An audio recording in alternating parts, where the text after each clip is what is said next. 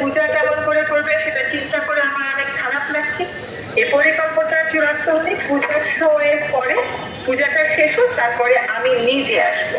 আপনাদের অভয়নগর, মনিরামপুর, কেশবপুর 3টা জায়গা আমি হেঁটে হেঁটে দেখে আসবো আপনাদের সাথে, এবং আপনাদেরকে কথা দিচ্ছি দ্রুততম সময়ের মধ্যে সমান্তরাল প্রকল্প পরিকল্পনা আমরা আপনাদের সামনে উপস্থাপন করবো। আপনারা যখন হ্যাঁ বলবেন তখনই আমরা সরকারের সাথে কথা বলে এটা টাকা পয়সা জোগাড় করে কাজে দিতে হবে।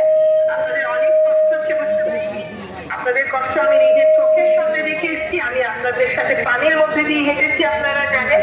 কাজে এই কষ্ট আমার না বোঝার কোনো কারণ নাই।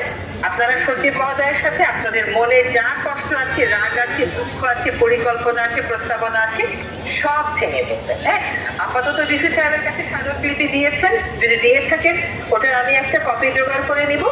আর দেশটাতে 10 লক্ষ লোক ভালো না থাকে, 10 কোটি লোক ভালো থাকতে পারে না, তাই না? কাজে আপনারা ভালো না থাকা পর্যন্ত গোটা বাংলাদেশে ভালো থাকবে না। এখানে এখানে এখানে এই জন্য আন্তরিকভাবে ক্ষমা প্রার্থী, আপনাদের এই দীর্ঘস্থায়ী কষ্টের জন্য আন্তরিকভাবে ক্ষমা প্রার্থী।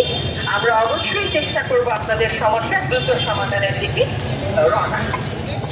ওইটা কি করতে হবে আপনি আমাকে সুনির্দিষ্ট করে জানাবেন, আমি অবশ্যই ব্যবস্থা নেব। স্বাস্থ্য আর খাদ্য, তাই তো?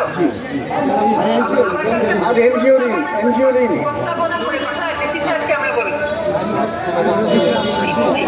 ঠিক আছে, ঠিক আছে, আমি এই 3টা আরো মাথায় নিলাম। এনজিওরিং, কৃষিরিং, খাদ্য নিরাপত্তা আর স্বাস্থ্য নিরাপত্তা। ঠিক আছে, ঠিক। আমরা এই জনপদের মানুষের পক্ষ থেকে আপনাকে অভিনন্দন জানাচ্ছি। কি ঠিক আছে? সবাই